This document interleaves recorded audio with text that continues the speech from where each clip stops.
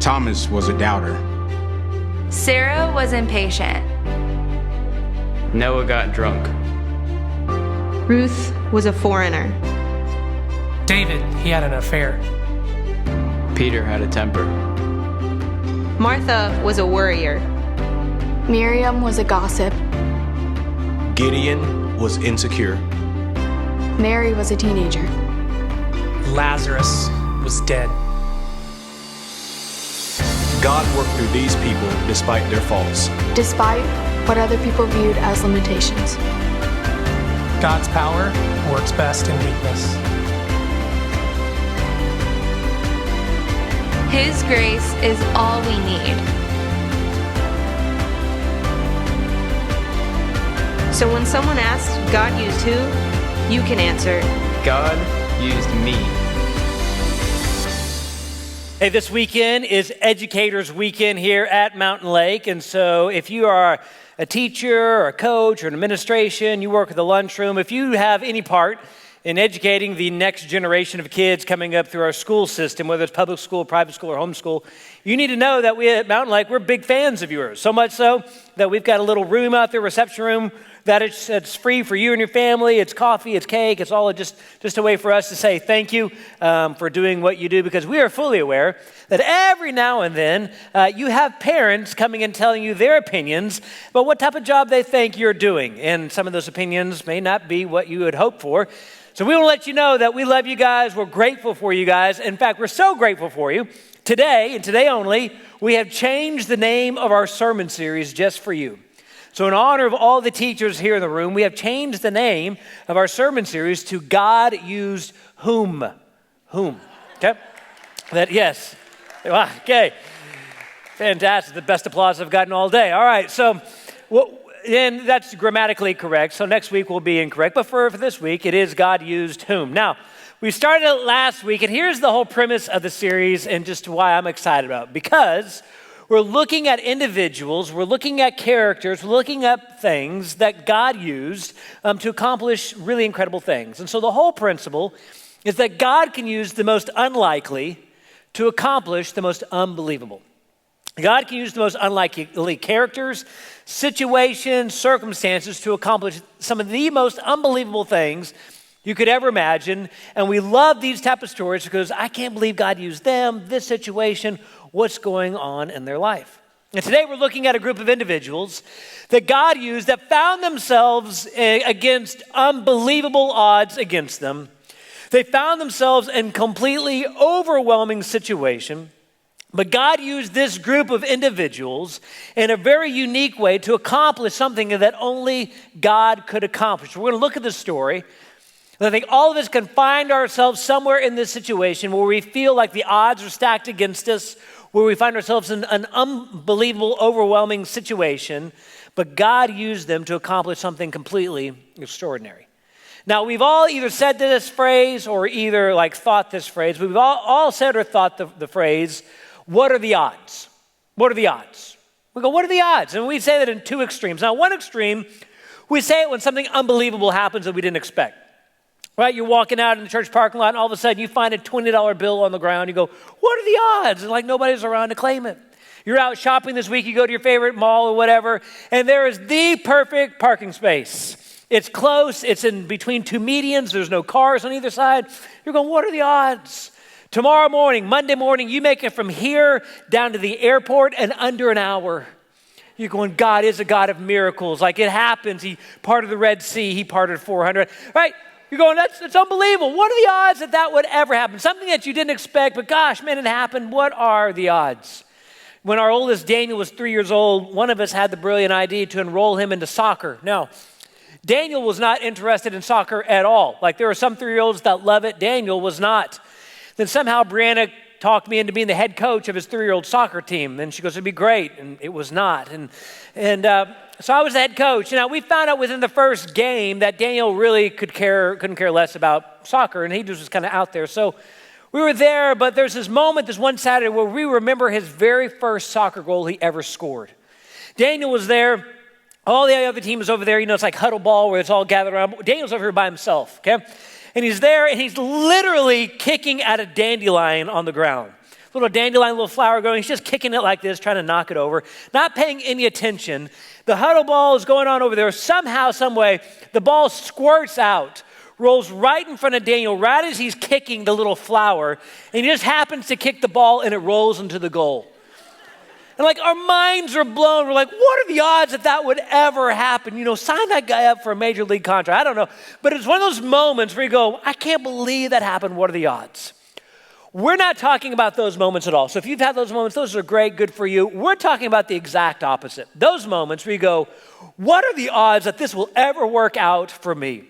What are the odds this will ever come through? What are the odds that this thing will ever see its way to the end? And maybe you're in a season of singleness, and you're going, what are the odds, honestly, that I'll ever find a great guy or a great gal? Or what are the odds that this actually happens? What are the odds that I really get out of debt? Or what are the odds? Or maybe it goes even worse.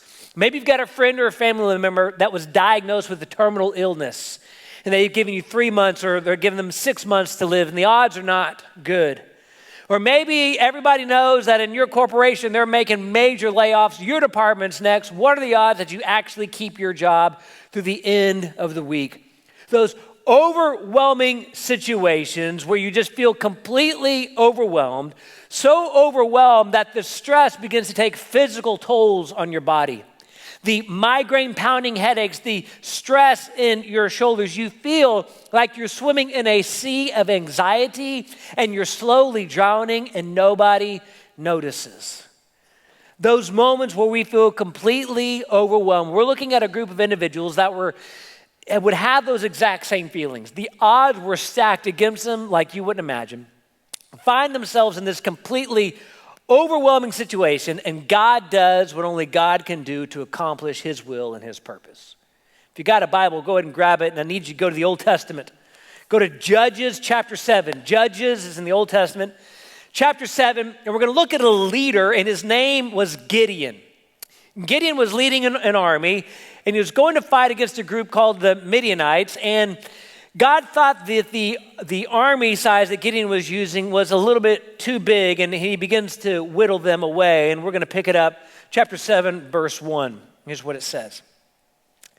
It says, so Jerubbaal, that is Gideon, and his army got up early and went as far as the spring of Harod. The armies of Midian were camped north of them in the valley near Morah. And the Lord said to Gideon, you have too many warriors with you. If I let all of you fight the Midianites, the Israelites will boast to me that they save themselves by their own strength. Therefore tell the people, whoever is timid or afraid may leave this mountain and go home. So 22,000 of them went home, leaving only 10,000 who were willing to fight. Now, for those of you mathematicians in the room, yes, they started out with 32,000 soldiers, but let me tell you that the odds were already stacked against them because the Midianite army had 135,000 soldiers. It was about a 4-to-1 odds. And God goes, you know what? That's still too big because if you win, then you're going to want to take credit for it. I tell you what, those of you who are afraid, you can leave. And 22,000 of them go, peace out. And they leave. And if this is get out of jail free card, we're taking it. So they go, peace. They walk away. There's 10,000 of them. And God goes, yeah, you know, it just feels like still too many. And so he whittles them away even further. Look at verse 4. The Lord told Gideon, there's still too many. Bring them down to the spring and I will test them to determine who will go with you and who will not. When Gideon took his warriors down to the water, the Lord told him, divide the men into 2 groups. And one group put all those who cup the water in their hands and lap it up with their tongues like dogs. And the other group put all those who kneel down and drank with their mouths in the stream. Only 300 of the men drank from their hands, and all the others got down on their knees and drank with their mouths in the stream. The Lord told Gideon, with these 300 men, I will rescue you and give you victory over the Midianites. Send all the others home. They start out with 32,000, still really big odds that they would ever beat 135,000. And God goes, no, it's still too many. Send some people away that are afraid.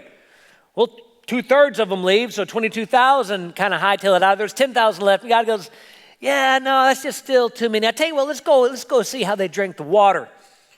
And some of them cupped it up with their hands, others bent down and drank, and those who bent down and drank, let's go ahead and send those away. And there's 300 left, and God goes, now I like my chances. Now I like these odds. And here's what I want you to grasp. Because notice that when God told Gideon about getting rid of to the 300, he didn't say, Gideon, you're going to deliver.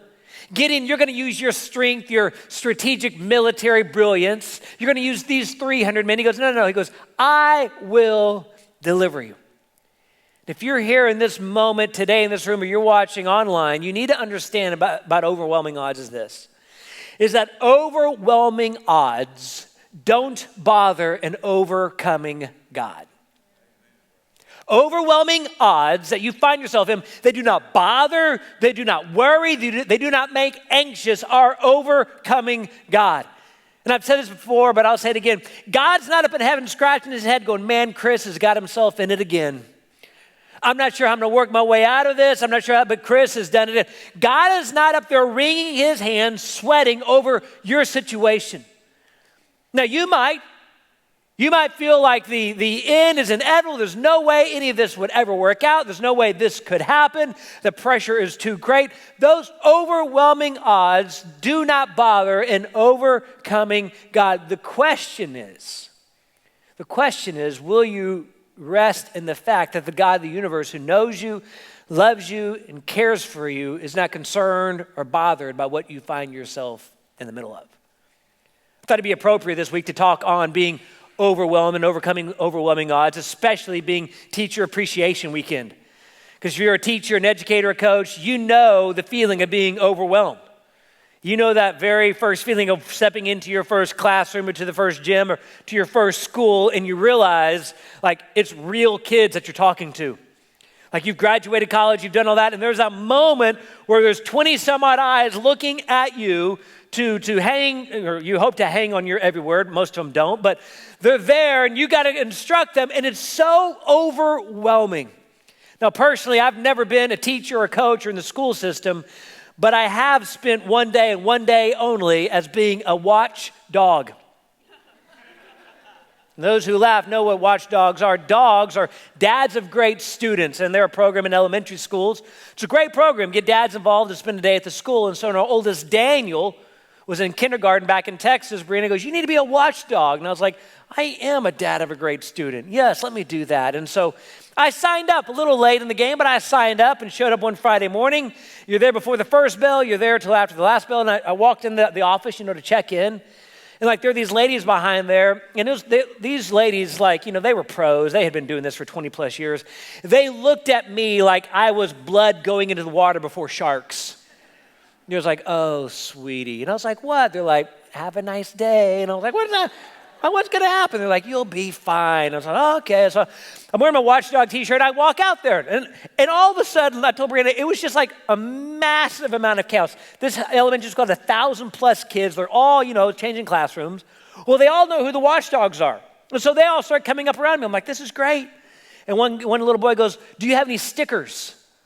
I was like, no, I don't have any stickers. They didn't give me any stickers. Another boy comes up, where are the stickers? I was like, I don't know. I don't have any stickers. And don't you have the stickers? I'm like, oh my goodness, what? Did I forget stickers? And Daniel comes up and he goes, Dad, every watchdog brings stickers to give out. I'm like, but they didn't tell me. And it was just this massive amount of disappointment in their eyes as they walk away. And it was like, oh my goodness. And so I was like, so I'm trying to keep it all together. And then lunchtime rolls around. Y'all, if y'all have never been to an elementary school lunch, it is chaos. And then all of a sudden, I told Brianna, for as long as I live, I will remember this. The day that a third grade girl completely demoralized me. I'm there, this little third grade girl comes up to me and she goes, when does the cart sell things? At Daniel's school, they had this little cart they wheel out at lunchtime for the PTA to sell little trinkets. She goes, when does the cart start selling things? I was like, what cart? I was like, I don't know, cart? We have a carts here at the school?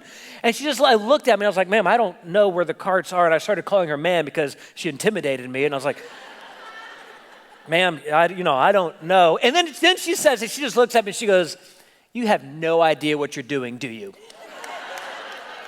It's like, no, ma'am, I really don't. I'm so sorry. And that was the rest of the afternoon. And I told Brianna, I was just so overwhelmed the entire day. And I tell you that because maybe that's a little bit of a metaphor for your life. You're completely overwhelmed. You're surrounded. You feel like you're disappointing everybody in your life. You feel like everybody looks at you and you really don't know what you're doing, but you find yourself there in this situation. And if that is you, you need to know that overwhelming odds don't bother an overcoming God. You hang in there and know that the God of the universe loves you. He cares for you. He's not worried about the situation you find yourself in. Then look what happens. Gideon goes through emotions that we would all go through. Look at verse 8. It says, so Gideon collected the provisions and the ram's horns of the other warriors and sent them home, but he kept the 300 men with him. The Midianite camp was in the valley just below Gideon. That night the Lord said, get up, go down into the Midianite camp, for I have given you victory over them.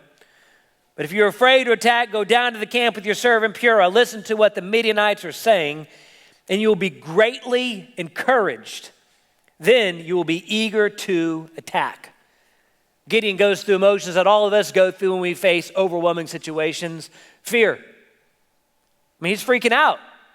Starts from 32,000, which the odds weren't really great then, all the way down to 300, overwhelming odds. You and I would be worried a little bit too. And God goes, if you're fearful, goes, let me give you some encouragement. Go down, listen to what they're saying. And so Gideon sneaks down to the Midianite camp. He overhears two people talking about a dream one of them had. And the other one goes, hey, that dream means the Israelites are going to overtake us. Hearing that, Gideon goes back, and look what happens in verse 15. It says, when Gideon heard the dream and its interpretation, he bowed in worship before the Lord. And then he returned to the Israelite camp and shouted, get up, for the Lord has given you great victory over the Midianite hordes.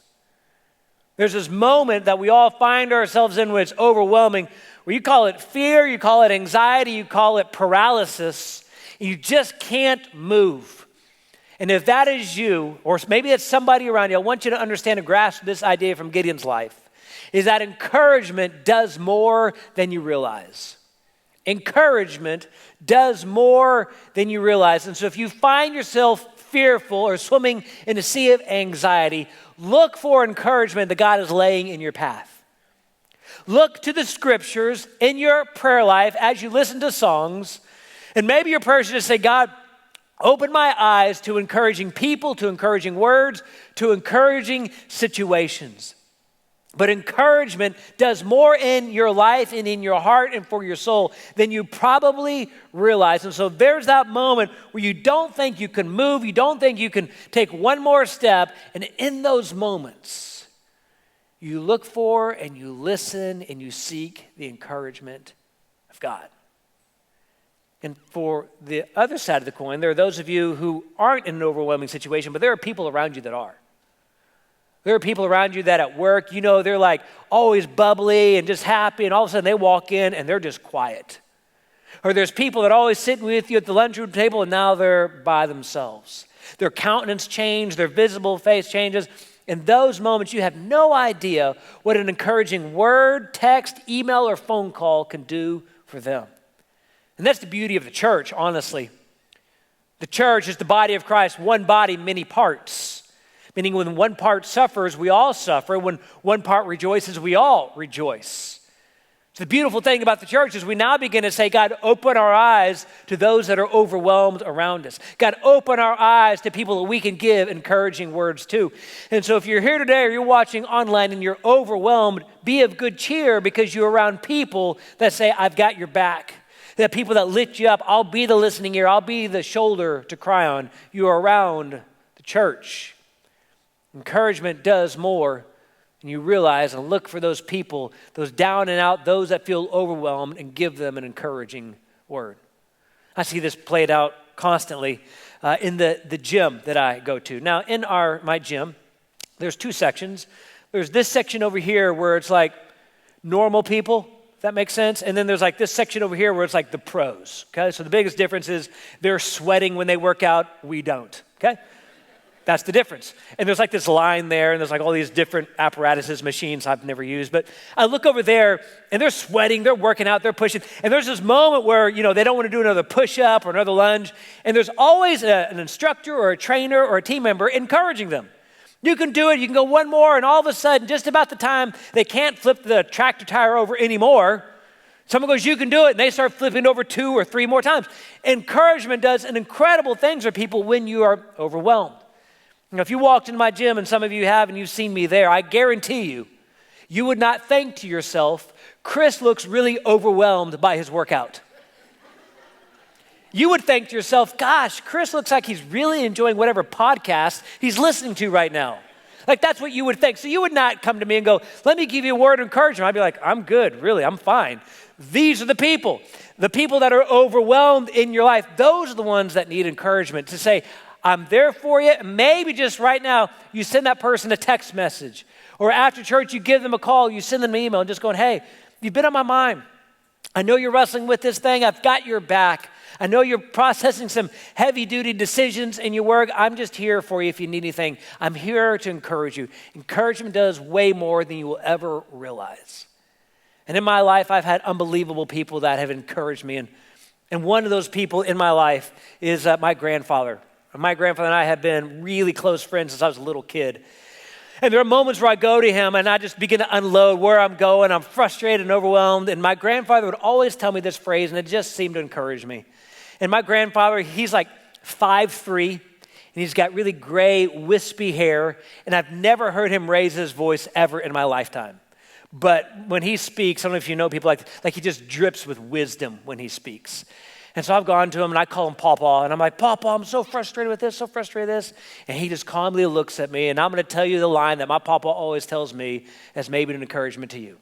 He'd always say this. He goes, Chris, he goes, the Lord may allow you to go to the edge, but he will never let you go over.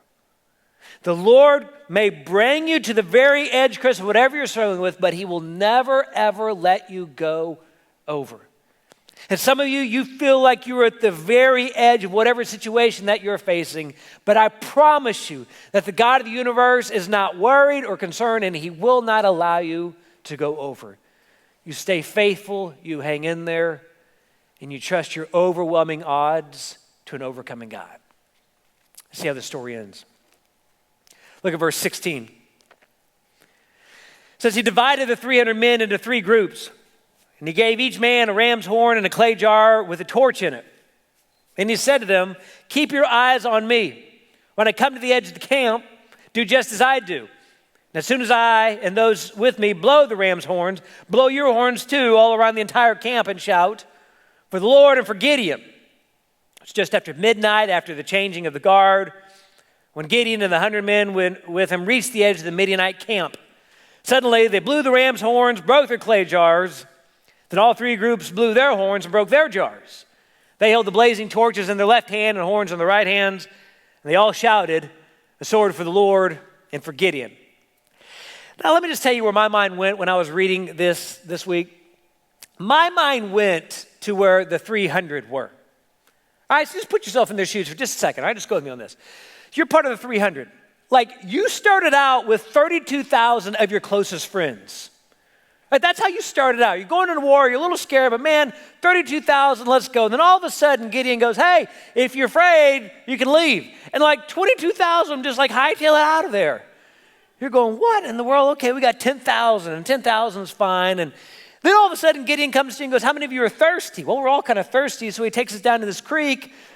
And you drank out of your hands, and like most of the people drank, bending over, you don't think much of it.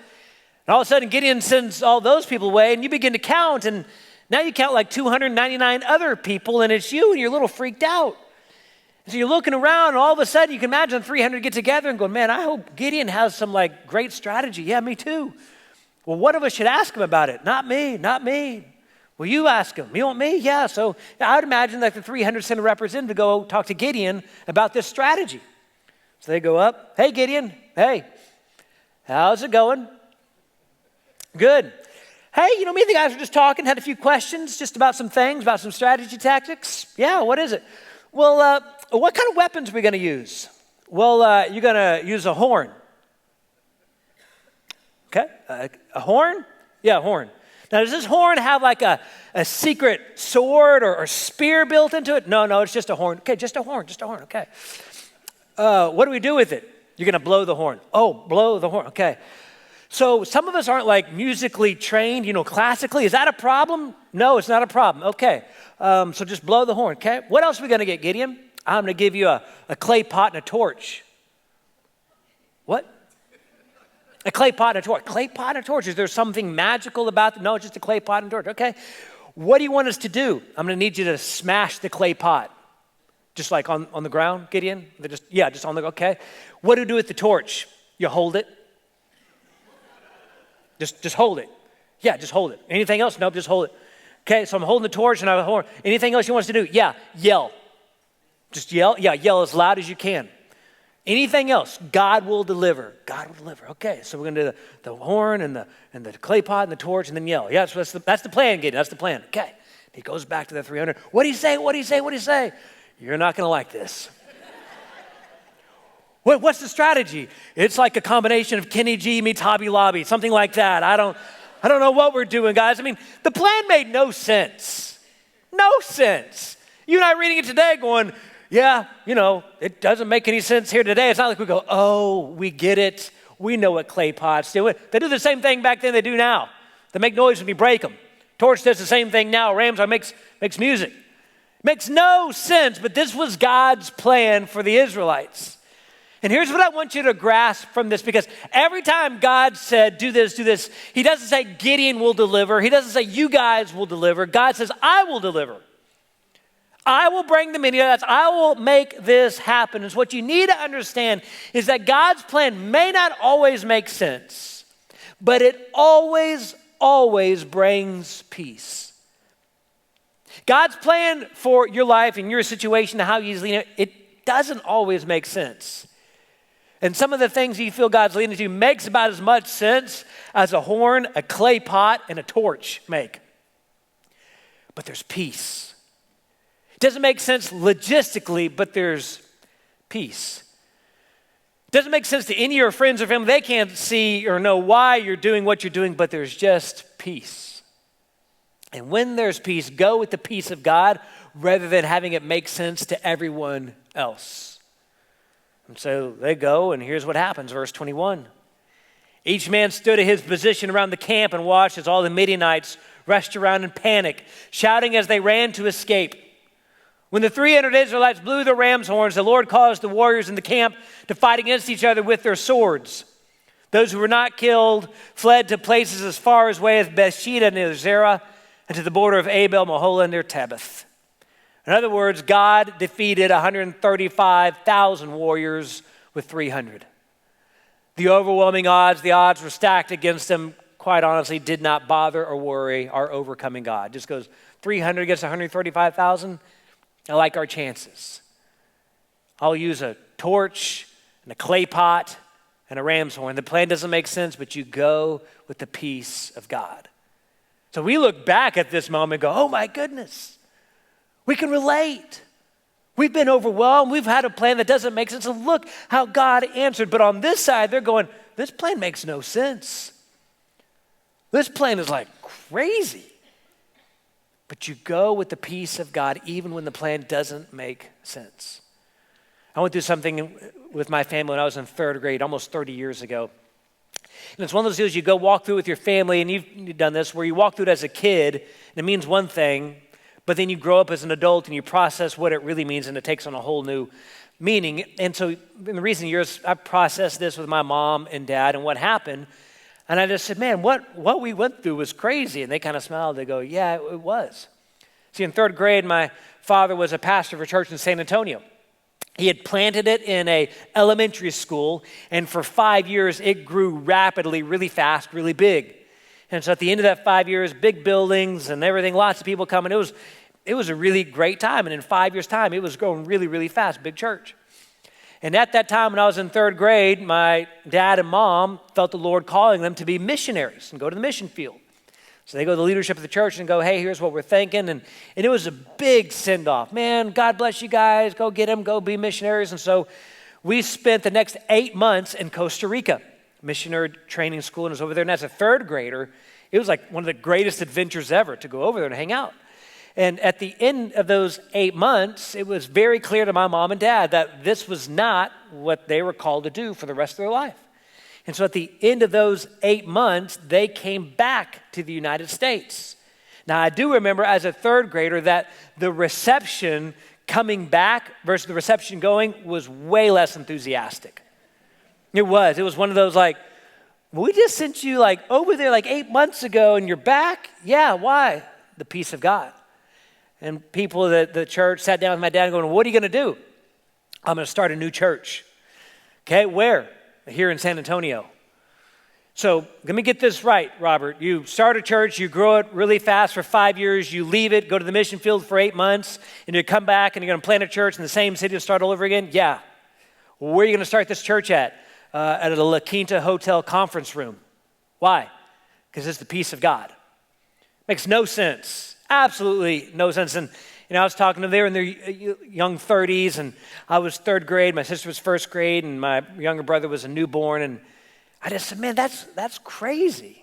And I was texting with my mom and dad last night on group message, just kind of walking through this, and my mom, she goes, it was absolutely crazy, exclamation point, exclamation point. She goes, but we had the peace of God, exclamation point, exclamation point. Made no sense. But that's go over there, sell everything, then come back 8 months later, start a new church. And on that day when they started the church Community Bible Church.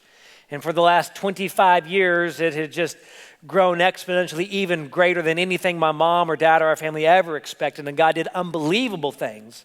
But it would not have happened unless they followed the Lord's plan that made sense to no one but them. There's things in your life, there are pivotal moments where you're going to look back and go, I'm so glad I did that. I'm so glad I made that decision, but right now it makes no sense. But the only thing you have is the peace of God.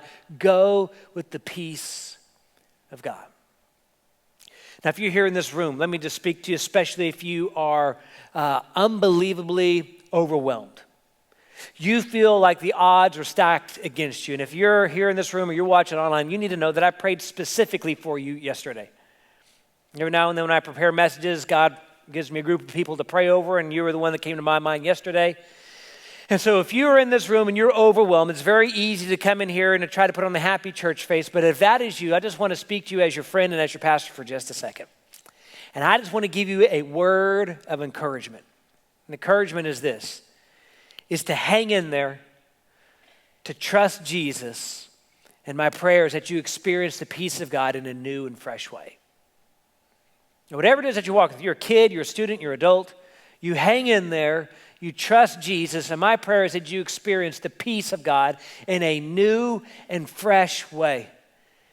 In the overwhelming odds that you're facing today or tomorrow or the next week or the next year, and it feels like it's never ending, you need to understand that does not bother, that does not worry our overcoming God. You hang in there and you stay faithful, you trust Jesus, and my prayer is that you experience the peace of God in new, fresh ways. Let me pray for us. With every head bowed and every eye closed, I just want to pray very quickly for those in this room that are overwhelmed. And Lord, I pray for them, just as their friend and as their pastor.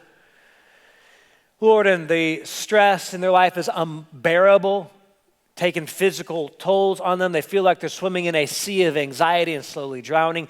Lord, my prayer right here, right now, is that you'd begin to speak to their heart of hearts and just remind them, God, that their situation they find themselves in does not bother you, does not worry you. That you're a God of victory, you're a God of peace, you're a God of grace, you're a God of love. You know them, you care for them. And Lord, my prayer is that they would rest in that peace. And the situation may not just magically fix itself this afternoon, but they are reminded that the God of the universe knows them, cares for them, and has a plan for them. Even though it doesn't make sense, it brings peace. Father, I pray for them. I hurt with them. I just pray that you wrap your arms around those in this room and watching online, those that are just unbelievably overwhelmed in their life. God, my prayer is that you give them a peace that passes all understanding. Jesus, we love you. We ask all these things in your precious and holy name. Amen.